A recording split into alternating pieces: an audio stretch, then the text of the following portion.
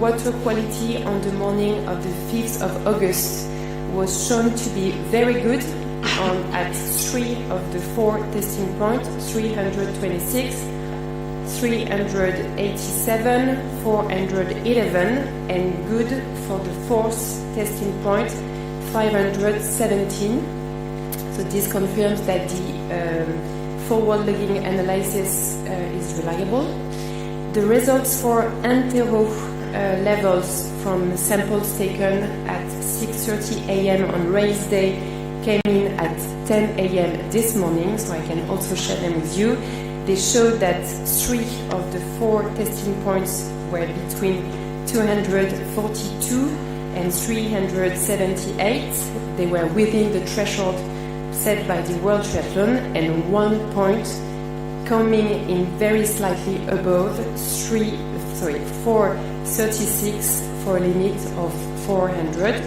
So regarding the analysis, I can share with you the statement from the World Triathlon, who is the organization which decides on the organization of the competition. So after checking the results of the water quality test of the samples collected on the 5th of August between 5 a.m. and 6:30, World Triathlon stands by its decision to go ahead with the races as scheduled. 3 of the 4 values of both E. coli and Enterococcus were considered very good. A 4th one slightly above the threshold, but it was taken outside the swim course of the mixed relay. So this point is very important to state. Thank you very much, Anne. And as ever, we'll come to all the questions that you have later. We're going to do a look at sustainability today, but let me just quickly give you, I know a lot of you are looking forward to the broadcast and digital figures, a couple of quick ones. In Spain, the gold medal match between Djokovic and Alcaraz had the highest Olympic television audience in Spain since London 2012, doubling the highest audiences achieved in the territory during Rio 2016 and Tokyo 2020, and Olympic social media handles now passing 10 billion engagements for Paris. So we are, we think, very much on track for having more than half the world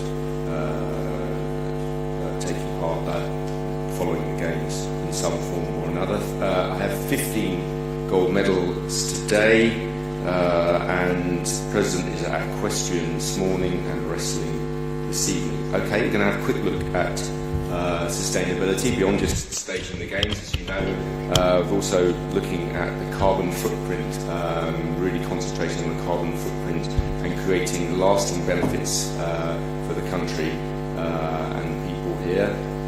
Very much often the legacy, even before the Games have started, is kind of one of the key points. The first Games to be fully aligned, as you all know, with the reforms of Olympic Agenda 2020, in which sustainability and legacy are driving every aspect of the planning for the Games, where the Olympic Games now fit to the city and the region, not as in the past, sometimes the other way around.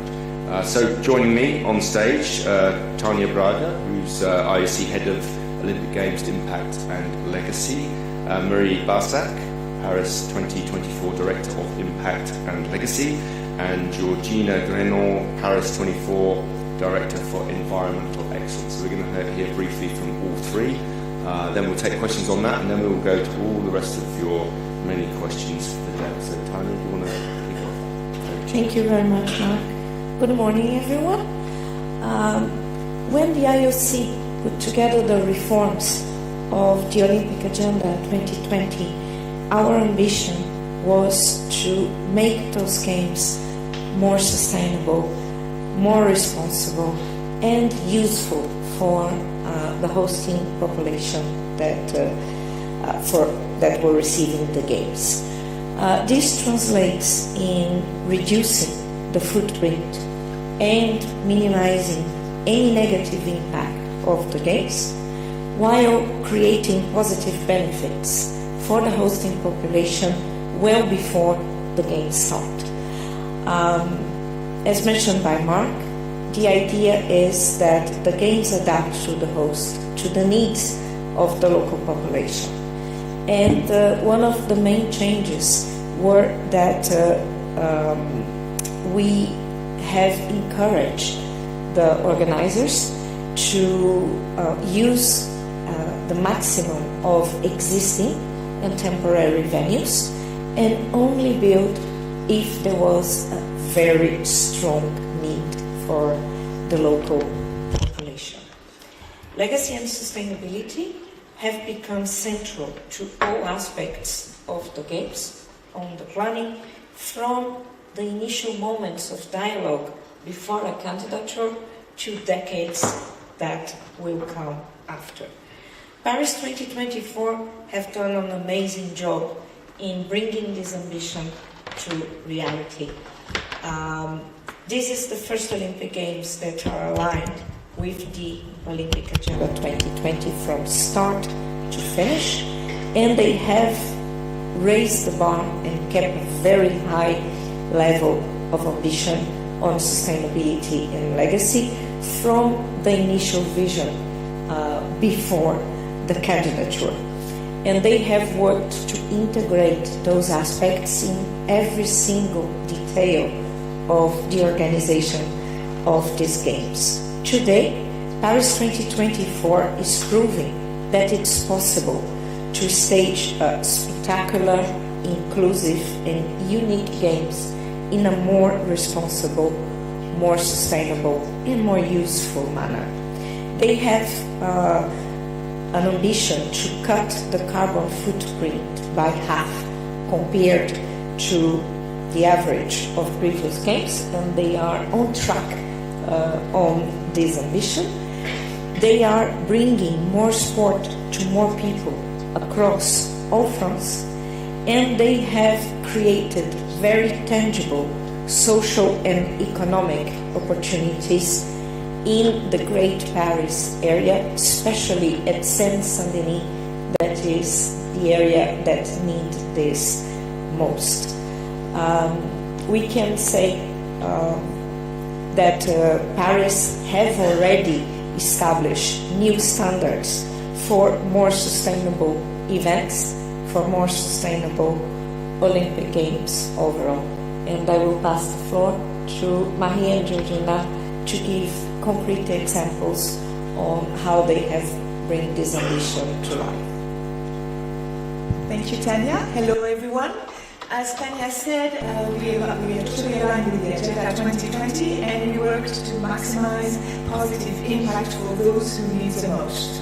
The first beneficiary of our program is the inhabitants of Seine-Saint-Denis. This region, the north of Paris, faces today many challenges. It is the poorest region in France and the youngest also. So in Seine-Saint-Denis there is a need of housing. That's why we choose to set up and to build the village for the athletes and the village for the meeting for the media, which are neighborhoods, and that globally it will be 4,000 houses for people in Seine-Saint-Denis. In Seine-Saint-Denis, we need also sport infrastructure. After the games, there will be 20 new or renovated new infrastructures in this region. There is also a need of swimming pools. That's why, with the Legacy of Paris 2024, we have 18 new pools are renovated in Seine-Saint-Denis. You know the biggest one, the Aquatic Center, but I don't know if you know that in Paris La Défense Arena, 2 of those pools will go in 2 cities in Seine-Saint-Denis, at Sevran and Bagnolet, which is quite innovative and very important for the population there. In Seine-Saint-Denis, because there is a lack of swimming pools, the kids, the children, are below the national level of learning to swim. That's why in 2021 we launched a program, 1, 2, 3 Swim, in order to learn to swim to kids. 36,000 kids learn to swim with that program, and the majority are inhabitants of Seine-Saint-Denis. There is also a strong need of employment in Seine-Saint-Denis. In 2019, we mapped the jobs that are needed to organize the games. The number is huge. It's 180,000 jobs. and we wanted to maximize opportunities for job seekers in Saint-Denis. That's why we launched training programs dedicated to them. We also organized a huge forum for employment, and we really have results, and we will have data at the end of the games because it's not over again. But there is a lot of job seekers in Saint-Denis who can find a job. We also help small companies in Saint-Denis to win our call for tenders. Again, it's huge opportunities for them, and it's produced a massive economical impact for this territory. Today, Saint-Denis is on the podium of the region that won our call for tender. They are third. It's a really great success for this region. Second beneficiary of our strategy is the Generation 2024. Combating sedentary was a priority for us, and it was a priority for the kids from 6 to 11 years old. In France, at that age, 87% of the kids are not at the level of the recommendation of the World Health Organization, WHO. That's why we launched an experimentation in 2020, 30 minutes of daily physical activity at school. And because we had great success, we had the year after 10,000 schools that on a voluntary basis experimented that measure. And the result, the impact study, shows that it has a direct impact on the well-being and the concentration in class of the kids. That's the reason why the government decided in 2023 to generalize this measure to all schools in France. This is massive, and it is for us a very strong legacy because the benefits will be very long-term for the whole generation 2024. The third legacy for us are clubs, beneficiaries of our strategy, are clubs, associations, municipalities that use sports to answer social needs. Those who use sports for health, use sports for education, to include people with disability, but also LGBT community in clubs, but also homeless people, sports to empower women also. All those initiatives were very important for us to support, and with our stakeholders, we founded 1,500 of projects all around France with a budget of 50 million euros. It means that we have already 4.5 million of beneficiaries in our country. And today in France, we can prove that sport is not only high performance and sport practice, it's a massive social impact. And for us, it's very useful and important because we're convinced to invest in sports after the games. It's a key factor for a very long-term legacy. Thank you very much. Thank you. Good morning, everybody. We believe the games contain society, but that they also have to evolve with it. As for any edition of the games, we're taking a date with history, but this time we're adding an extra edge, making these games more sustainable. Today we're proving that Olympics can provide and showcase concrete solutions to secure climate ambitions, to protect biodiversity, to develop a much higher circularity, and that is across all the operations. Games that deliver sport, in fact, we have the same number of venues in London and yet deliver 8 more sports disciplines. Games that deliver with less, that do it better, and while leaving a long-lasting legacy. For that, we turn our games into a laboratory and a springboard for innovation. Of course, we could have not done it alone. Sponsors, suppliers, our host territories, the state, they all played together as one team alongside Paris 2024. Ambitions that seemed out of reach a few years ago are now becoming reality.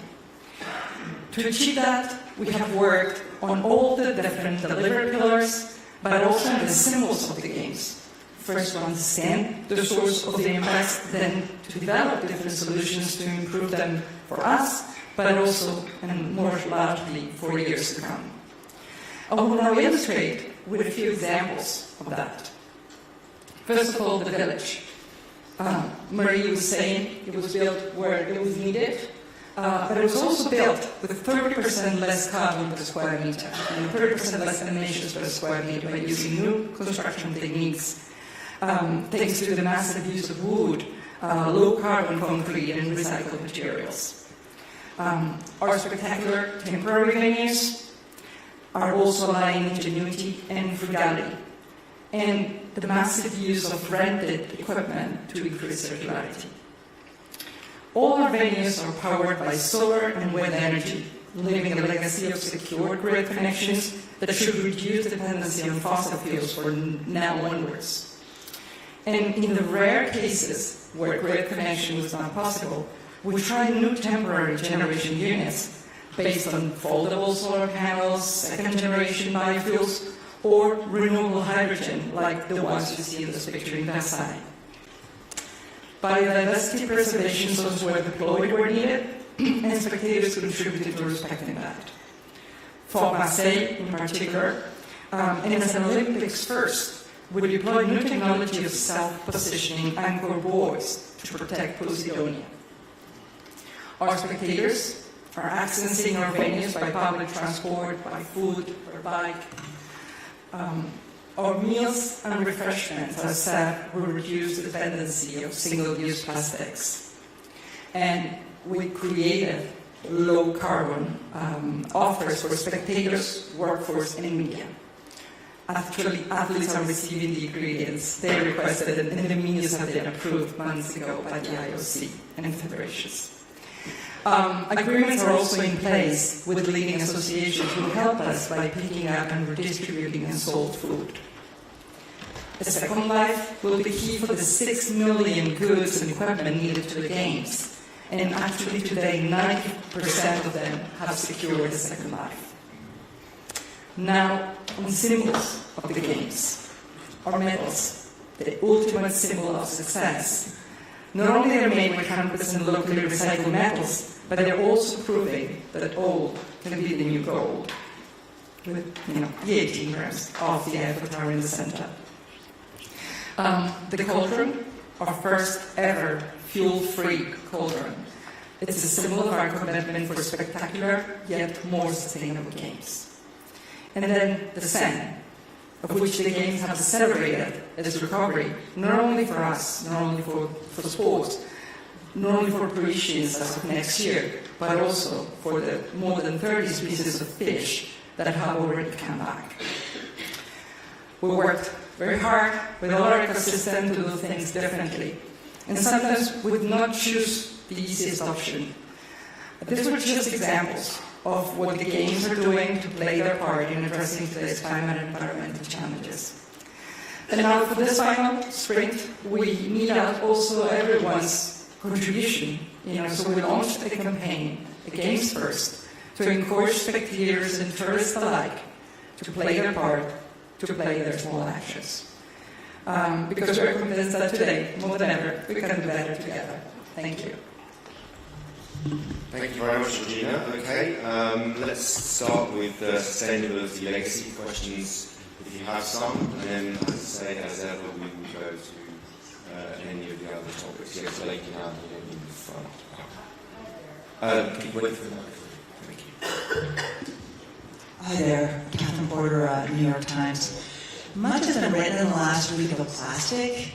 I know you've seen it, Georgina. I'm wondering, how you will meet your 50% reduction of plastic, particularly when more than half of what you're serving is coming out of plastic and you're pouring those drinks into plastic cups. In fact, some of your critics have been claiming this is greenwashing, and I'm wondering what your response is. Thanks for the question, because it allows me to clarify. In the way we have conceived the servings of the drinks, we're using fountains. We're using, actually, 700 fountains have been deployed. We're using glass bottles. And then for the cases in which neither of those options could be deployable, then we're using plastic bottles that are poured into reusable cups, but we can guarantee that those bottles are recycled, which is not the case. In France, 1 bottle out of 4 gets recycled. So it was important to secure that those bottles that are already made of recycled plastic get recycled. But by construction, in our estimations of what will be served through all these different channels and different publics, we believe we will attain this 50% plastic, single-use plastic reduction. The bottles that are poured into cups are not counted into the 50% plastic reduction. The plastic reduction gets into use thanks to using fountains and thanks to using glass bottles. Right. Okay, thank you very much. Gentlemen back there. Hi, Georgina. Jerry Lawler, the Daily Star in England. Could you just tell me a little bit about the process of getting a bit of the Eiffel Tower into one of these medals? How does that happen? Where's the Eiffel Tower? There's no danger here, I take it. But you could tell us a little bit about that process, because everybody's obviously very proud of that and receiving that. How exactly do you do it, and where does it come from? Great question, thank you. Well, the Eiffel Tower, it's an old lady and it needs some maintenance. So for some years, every time there was some maintenance and some parts had to be replaced, those parts were kept apart, were saved. And then, luckily with an agreement with the Eiffel Tower operation, we could get those parts. And they were treated as pieces of jewelry, and they were cut and cleaned, and then put into the metals as you put a diamond, as you put a piece of precious stone. So this is where the artisanat, our capacity of bringing life out of this piece of iron was very interesting, I think. And we're also sending a message on the importance of circularity. Something that would have looked as waste, something that might, in the best case, be recycled.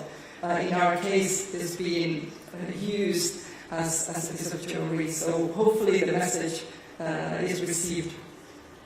Thank you. Thank you very much.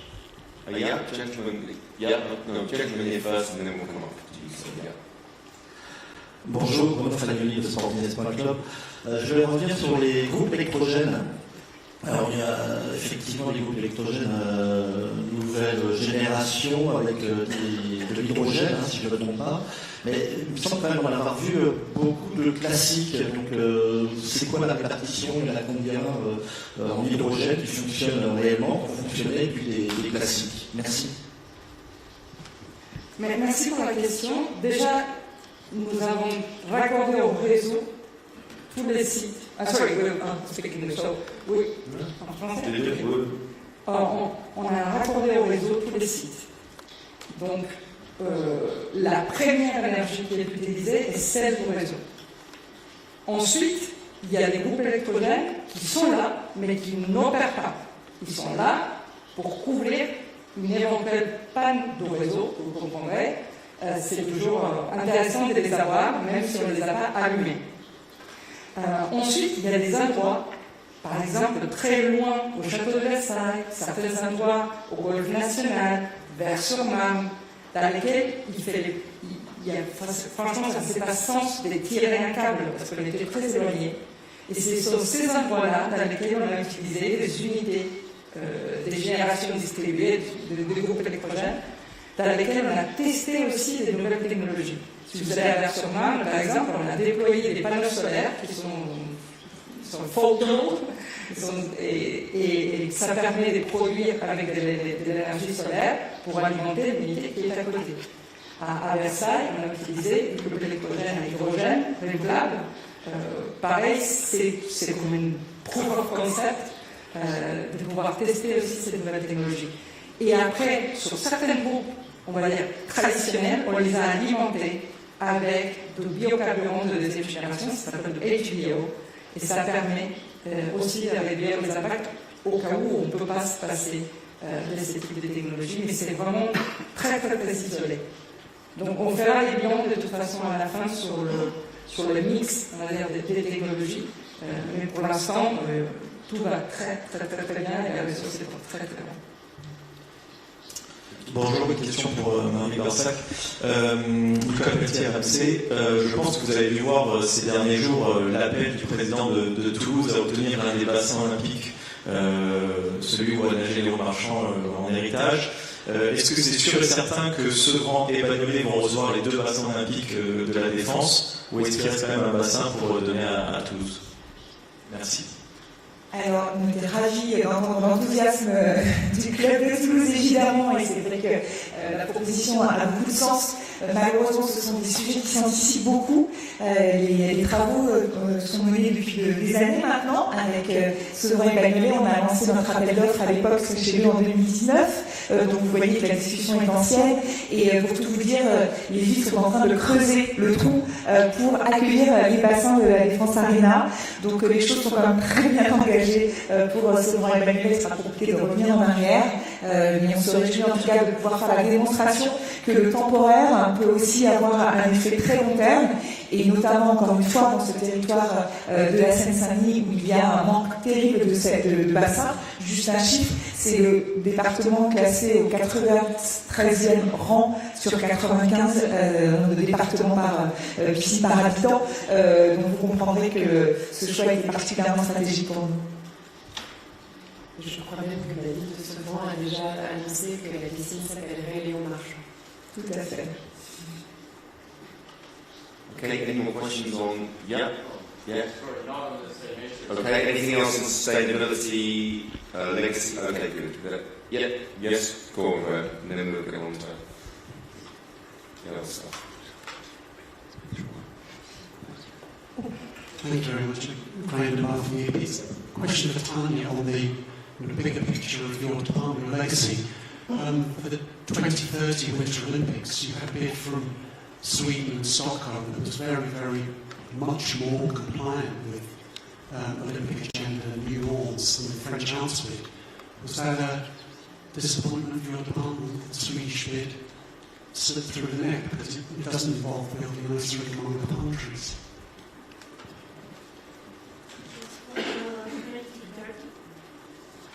For the 2030 election, it was done with the new way that is a dialogue. So we had 2 phases of this dialogue.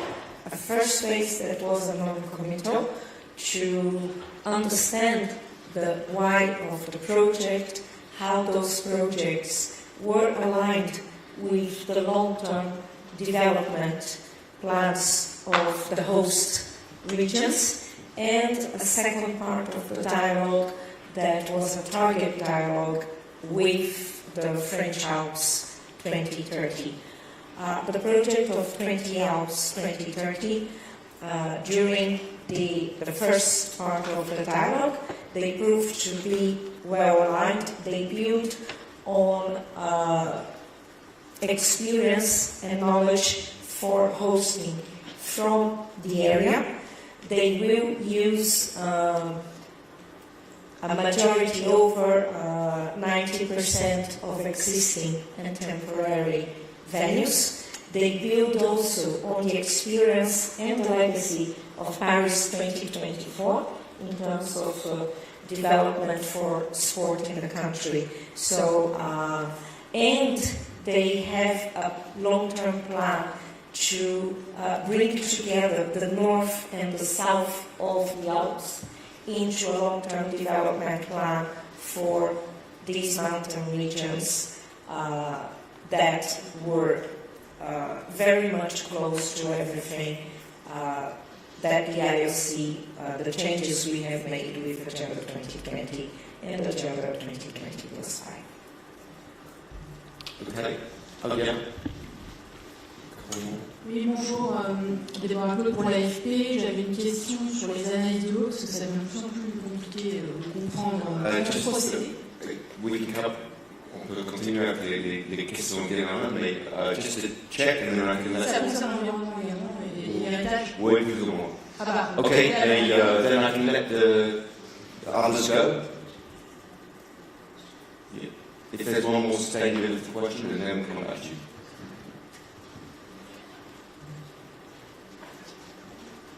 Hi, I have one more. I think that is a sustainability question, regardless. I'm wondering, halfway through the games, have you done any measurement on terms of transportation?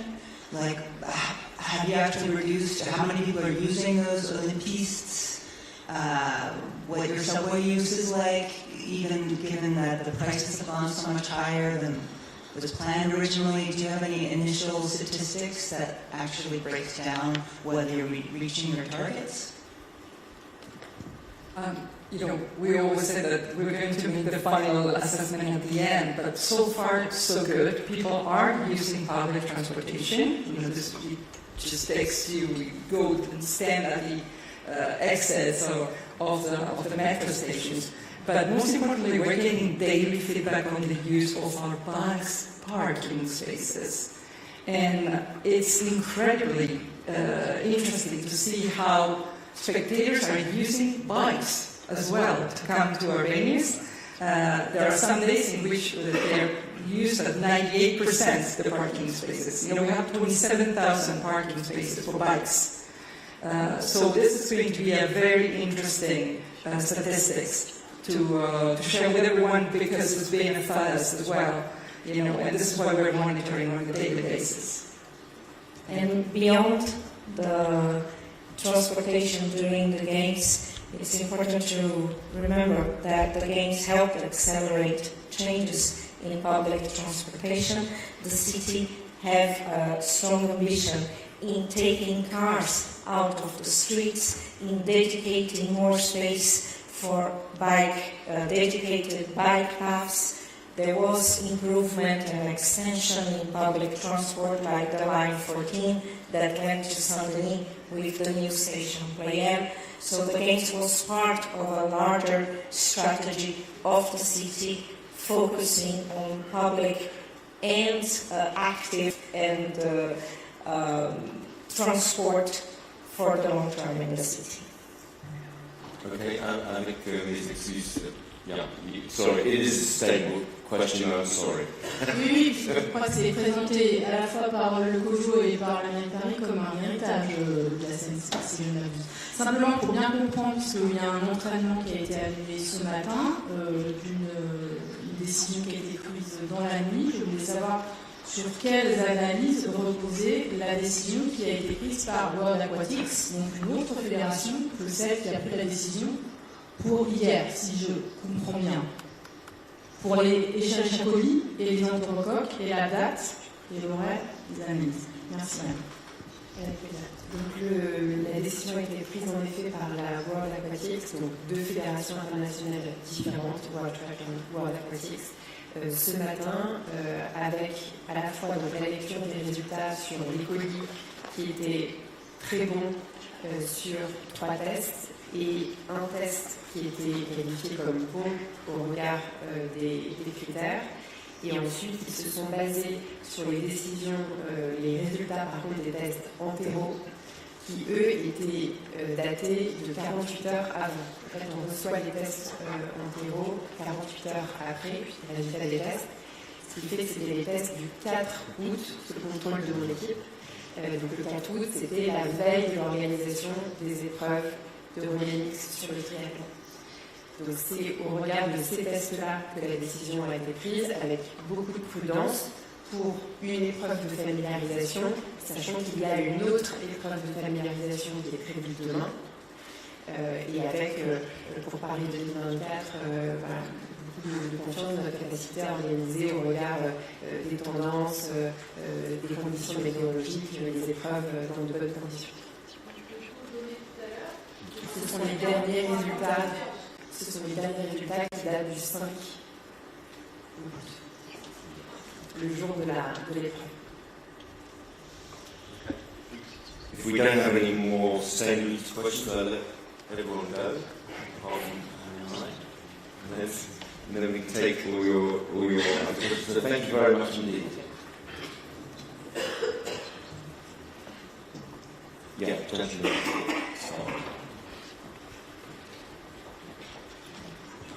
Good morning. This is a question for Anne mostly. We recently found out that a BMX rider who took part in the opening ceremony is not an Olympic rider. He was just part of the opening ceremony. Has been an investigation for killing a 19-year-old kid as a policeman. What do you have to say to that? How come you went through the screening? And do you find it acceptable that if you went through the screening, I mean, do you find it acceptable that you took part in the opening ceremony? On that subject, we saw the information through the media, just to say that all the performers for the ceremonies, celebration, are hired by a production agency. They are selected, the selection is based on their creative skills. We are not in a position on our side to confirm the information that was reported in the media. So at this stage, I cannot comment more on that subject. Okay, yeah. Gentleman there, sorry, you wanted a question. Thank you. Greg Lafredi, CGTN. Question is about swimming, and in particular the conflict between the World Anti-Doping Agency and the U.S. Anti-Doping Agency over Chinese swimmers. USADA has publicly accused WADA of a cover-up regarding 23 Chinese swimmers that tested positive before Tokyo 2020 were allowed to compete. 2 more that tested positive in 2022. China's anti-doping agency, did a thorough investigation of this, which was reviewed and supported by WADA, but USADA has insisted that there may be a cover-up.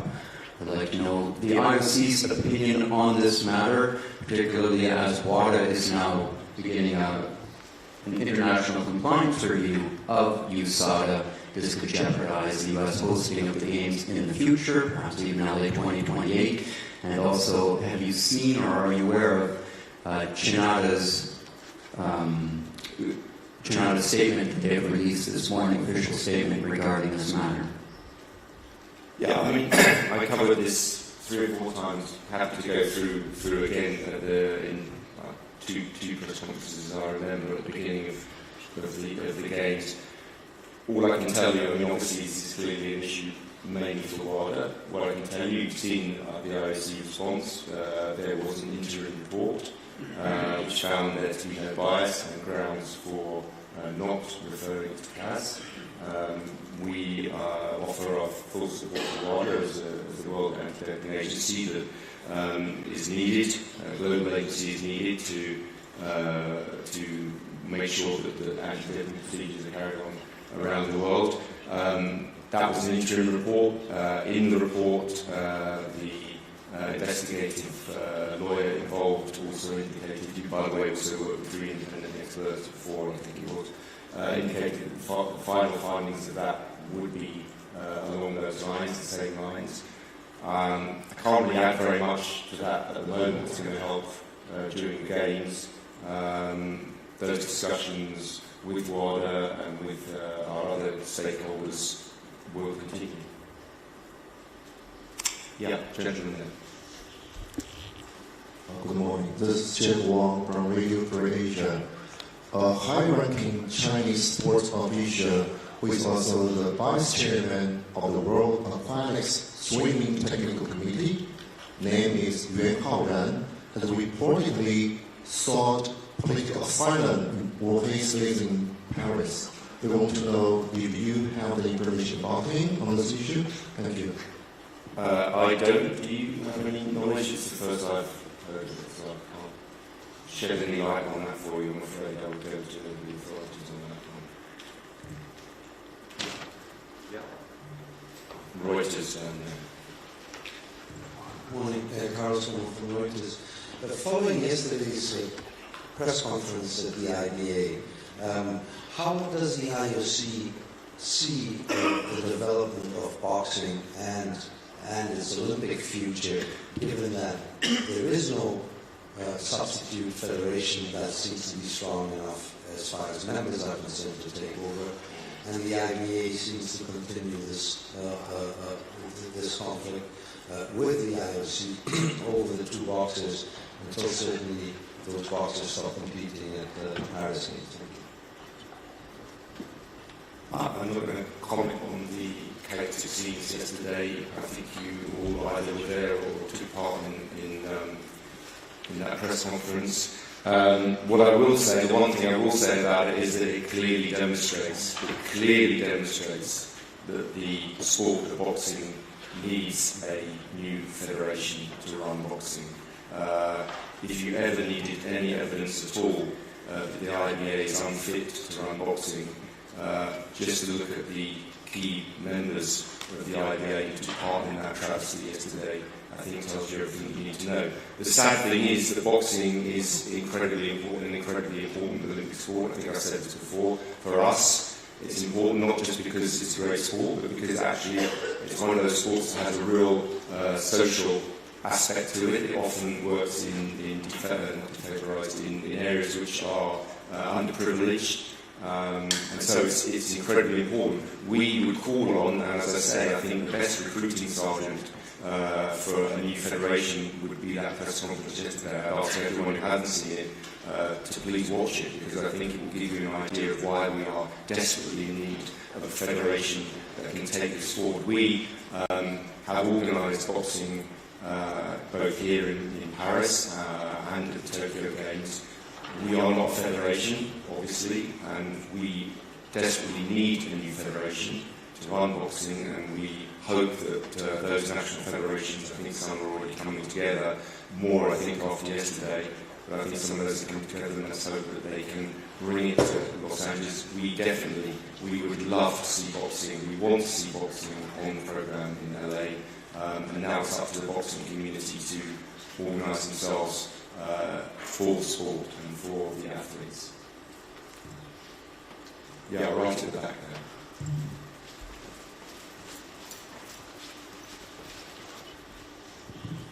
Hi, Robin Doolittle from the Globe and Mail, and I apologize if you answered this in French already. I didn't bring out my headphones in time, but I asked this yesterday, did you have any more clarity on any confirmed sicknesses from the Seine around swimmers beyond the reports that we've kind of seen in the media? At this stage, we're not aware of any confirmed E. coli diagnosis. We can just say that it's never nice to hear that an athlete is not feeling well, and we're just hoping that they will feel better. Yeah, gentleman down here.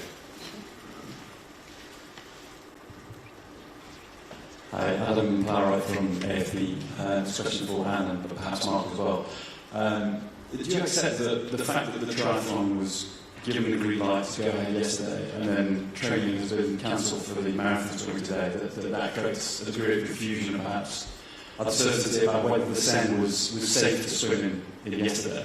So how do you explain that? It's important to remind everyone that it's the international federations that are taking the decisions. So on one hand, the World Triathlon, and on the other hand, the World Aquatics. I'm not going to speak on behalf of them, but just to explain that the decisions were taken at two different moments regarding the available data. It's important to stress the fact that the World Triathlon is willing to factor forward-looking analysis. And this is the reason why the decision has been made on that stage. And on the other hand, as I said, the decision from the World Aquatic was taken with an abundance of caution regarding the fact that we're talking about familiarization, the fact that we have another option tomorrow to organize the event, and regarding the fact that we didn't have the last result for until. Yeah, I think we're going to take the final question down here. Yeah. Just passing on a question that has been asked around, and the 100 meters final for the men's event, there was a light show before the start, and there was none for the women. What's the reason for it? We just need to wait a little bit. We are more surprised to come for a female event. Oh. Always regret offering the last question when you close. Don't worry. Go on, please go ahead. Jerry from the Star. It's just a further clarification about the readings in the Seine and the water. I understand that the the area that failed was not within the triathlon course. Is that right, Hannah? The area that actually failed was not within the course of the triathlon? Yeah, the last, yeah. Is that area that's failed within the course of the marathon swim? I will need to check effective after. Right, yeah, okay. Thanks very much. You can let us know that. We will come back to you. Okay, thank you very much, everyone. See you tomorrow. I didn't make a note about what we were going to talk about. Yes, sponsors and TV tomorrow, so it should be quite interesting. We have some of our lead directors here. So thank you very much. I'll see you at 11 tomorrow. Thank you.